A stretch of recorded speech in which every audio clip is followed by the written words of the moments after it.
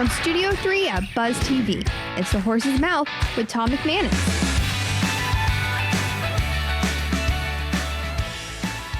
All right, it's time for Up Close and Personal here on The Horse's Mouth. At Tommy Max, of course, at my bar, and brought to you by our good friends at the Heritage Capital Group and at Farther. My guest this time around, this is an honor, retired and reserve deputy sheriff from the Jacksonville Sheriff's Office, Bill Coyle, is here. Bill, how are you, my friend? Doing well, sir. Just an honor to meet you. Thanks for taking the time for being here on the show and visiting the bar. How long were you an officer for? Badge 17 and a half years. Thank you for your service, by the way. And you said you joined JSO at age 48? Yes, sir.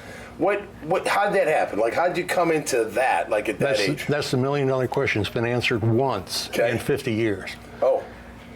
I was in a terminal car accident in 1990, May 13th at 4:30, Mother's Day. Wow. Car lost control. She went across the road, hit me head on at 70 miles an hour. Holy cow. The first officer that arrived on the scene opened the window because the door was crushed. The steering wheel was pinning me against my wife and said, "I'll get the body off of you." He called traffic homicide immediately. He called me dead. Wow. I wasn't dead. I was hurt. Right. Bad. Right. The fire department cut the door off, got me out in the street. They laid me out in Monument Road and declared it. No heartbeat. Wow. They kick-started, and my luck of the Irish, Yeah. trauma one was overhead empty. They swooped down, picked my butt up. Wow.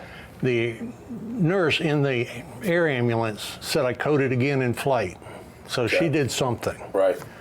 Landed at Shands, they rolled me in there, and I'm from a large family. Okay. So my dad sent a brother to every hospital. To try to find it. Trying to find where I was coming down at. Yep. And got there and laid out in ER, and Dad got in there, and he's holding my hand telling me, "Don't worry, you're gonna make it. If you get this far, you're gonna make it." Yep. I coded right in front of him. Wow. They came and fixed everything up. Well, I spent 41 days in the hospital. Okay. The first orthopedic wanted to cut the leg off at the knee. Okay. Too much damage. Right. Well, my cousin, Dr. Jacob Green, God rest him, walked in and said, "You don't know this guy. He won't quit. Right. Let's fix the problems and not cut anything off." Right. Give him a chance. So, after a while, I said, I need to get to a friend, and the friend's Billy Pajatis at Jack's Orthopedic. Okay. We went to Kenny together, and he just said, I hope we can fix some of this. Well. That was his diagnosis. Okay. But first, you got a blood clot running from your ankle to your hip. Oh. That has got to be worked on. Right. And you're not going to enjoy any of this. Right. Boom, went through that. 41 days total last time they let me out. I got an early release. Yep. But then they sent me to trauma or the therapy or to the terrorists. And you know what I'm speaking. Hey, rehab stuff. And I'm sitting next to Smith from the Orlando Magic. Oh, wow. Laying on the table. Yeah. And they kept me covered. So when the nurse came in, they pulled the covers off, and both legs are in plastic cast to the hip. Wow. And he looks over and he goes, and he used an explanatory, "Damn, you are messed up." Yeah, right. And I said, "I got one question. What are those buckets over there with the trolley?" And he goes, "That's heaven and hell. Hot water and ice water." Yeah. And I go, "Well, what's the?" He goes, "Apparently you're going to go in butt first." Yeah, there you go. I've never suffered. Yeah. Like so that. How'd you join the force after that? You got healed up and then. The first responders, each one, the JSO. Yep. And I met the officer that kick-started me. Yep. I met the team, the fire department, and I met the air ambulance group and the Shands group. Wow. Now this is 10 years after the event. Yep. I have a debt of honor, according to my grandfather. Okay. The only way to repay that is in kind. Okay. So I said, well, I'm crippled. There's not much I can do. I can use my head. I'm a manager. Okay. I can do process procedures. I can do all that stuff for the department. Okay. Give back. Yeah. So I started out that way, and Sheriff Glover slowly maneuvered it. Okay. And then Well, you gave back a ton, Bill. Yeah, I mean, you gave back a ton. I want to show the audience this. Look at all the awards and just awesome. I mean, this is incredible. What a career you had. 17 years. 17. Wow. And you spent a lot of it in narcotics? I spent a lot in narcotics. Man, that's no joke. As a member of the team and of the tactical team. Okay. What's your favorite memory?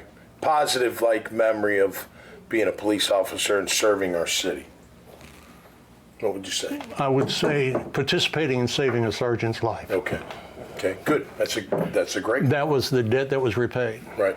And at the moment, the doctor said I did everything right. Good. He got as good a care from me as he would in Good. ER. You saved him. Just like someone saved you. That's right. Right? And that Debt of it. Paid that's up. Incredible. All right, so as we wrap up, Bill, how do you look at Jacksonville from a crime standpoint? I mean, and what needs to be done? What needs to make it better than it ever can be? We need citizens who are willing to offer time, not money, not gifts, not their blood, Right. but their intelligence, their willingness to support the officers on the line. Okay. I like that. Because the officers are the ones that are getting dirty, getting hurt, Right. and having to come in to help you when you need it. Right. Because you can always call a cab, Right. Right. but you can't call somebody whose skill set says, fix it. Right. And the money, if you give money so that these officers get the best training. Mm-hmm. And the training, the problem is similar to your career in football. Sure. After your first or third year as a pro, you're there, Right. or you better be there. Right.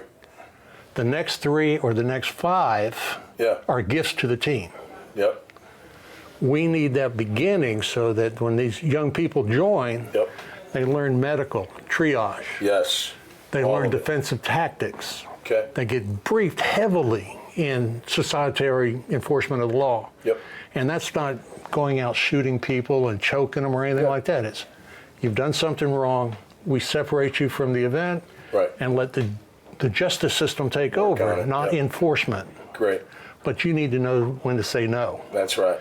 And you That's need right. to hold yourself in that guideline that this is as far as it goes. Right.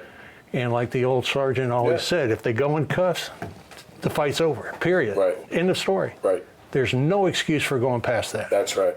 That's right. Well, thank you so much for your service, and thanks so much for being here. You got 15 seconds. Tell us what you do now. What do you do with yourself?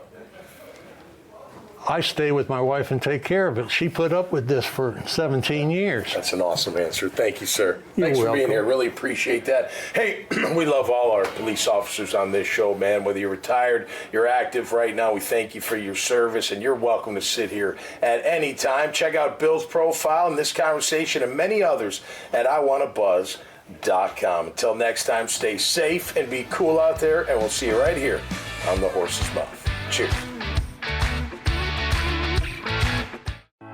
The team at Heritage Capital Group is special because it's a collection of people across the spectrum. We have people who have been in the shoes of owners that are looking to buy and sell, and professionals that have executed transactions helping buy and sell companies for decades. I think when you talk to us, see what our experience is, see what our skills are, see the reach that we have, you'll be very happy with the recommendation.